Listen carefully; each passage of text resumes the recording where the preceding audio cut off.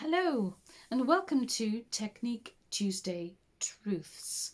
This is where I unravel some of the mysteries surrounding vocal issues and problems, maybe dispel a few myths and help you to generally understand the basics of vocal technique. Okay, now my name is Gillian Gingell-Wormley, and for many, many years, Tuesdays are synonymous with talking about vocal technique. And I recently uploaded a couple of playlists to do with vocal basics and vocal warm-ups. And on the back end of that, I've been asked a question. And the question was relating to the laryngeal position, the position of your larynx. Okay, now lots of singers don't really think much about their larynx and where it sits and what should be happening with it. One assumes one can manipulate your larynx. One can't. Okay, so basically the question was about whether two exercises which are very similar, so where you use a tongue trill or a lip trill. Basically, I favour the lip trill in my teaching because it brings many different little elements in vocal technique together if you can do them. However, I don't like tongue trills quite so much because they literally involve the tongue, which can be a mighty meddlesome beast for singers. So I tend to leave that well alone.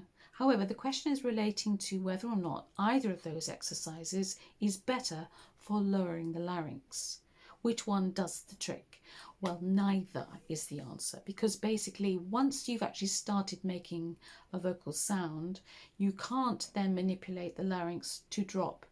So the secret lies, the answer to the question is, the secret lies in the way in which you take your air in, your air acceptance. You're inviting the air in. And what we want to do is to have the body ready to receive that breath. Okay, and we call it like a one gesture idea. It's almost like when someone surprises you with something and you just go, oh, and you can feel the air rushing in down your throat, a nice open throat, everything's ready, you're feeling alert, open in the body. Oh, right, so you just give that a try. Now, as you do that, when you've got everything set, okay, there are really 5 basics that I teach, okay? When you've got everything set, you've invited the air in, you've got a lovely open throat, in it goes, automatically without doing anything, as your diaphragm drops. So your larynx will drop into a nice optimal position. So you can see that it all really relates around how good are you at taking in a breath. Now, this does not mean huge, great gallons of air you have to kind of suck in. It's not. It's about the efficiency of your system as a whole. And so my teaching is all about posture, breathing, the onset of sound, the moment you start to make a sound, good old lip trills, and then resonance. Now that little cocktail of 5 basics are what I like to impart to all my students. We talk about them a lot so that the understanding is really there.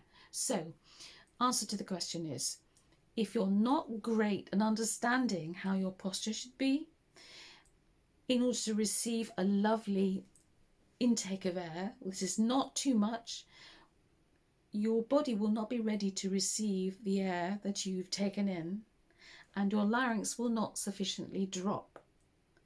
So that if that happens and you've taken an insufficient breath, let's say it's in the middle of a song and you've not got long between one phrase and the next phrase, and your breath becomes quite shallow, or what we call clavicular, so there's your clavicles there, right?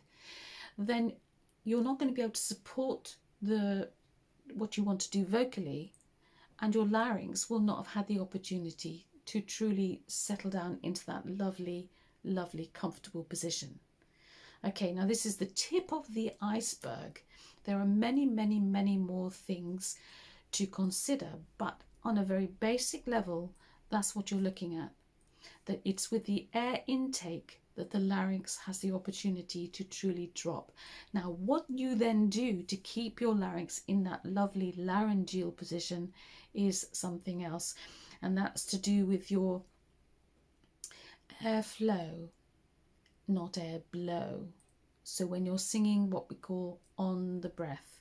Lip trills are often very tricky to begin with, and people sort of steer away from them, but with practice, over a period of time, lip trills are really good because they only really work really well if you've mastered the sequence of body alignment, postural alignment, the air going in, and then we get this feeling of resistance, which we call subglottic pressure. Okay, and then you're able to work it all out, what you've got to do with your various bits of your face to do a lip trill.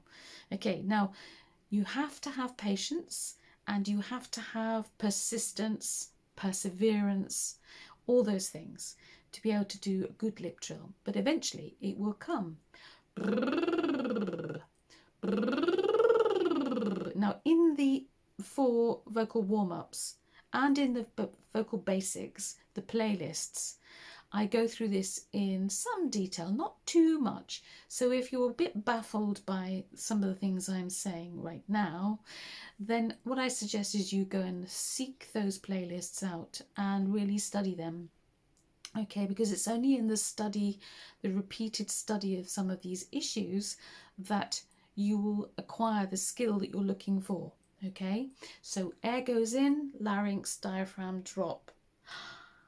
Oh, really? Okay, now I'll put some of those links and helpful things that you could go, that you could source and go and listen to. I think there's a podcast too about how we learn to sing well, how the repetition is so important. So I'll put all those links below this video, and hopefully you will find them helpful. Please do get back to me if you have other questions as well, and I look forward to answering them next time. Okay, all right, don't forget, look in the description box below and see what links I put there, which are generally there for you, to help you, to help you on your vocal journey. And as always, enjoy your singing. All right, until the next time, I'll say bye-bye for now.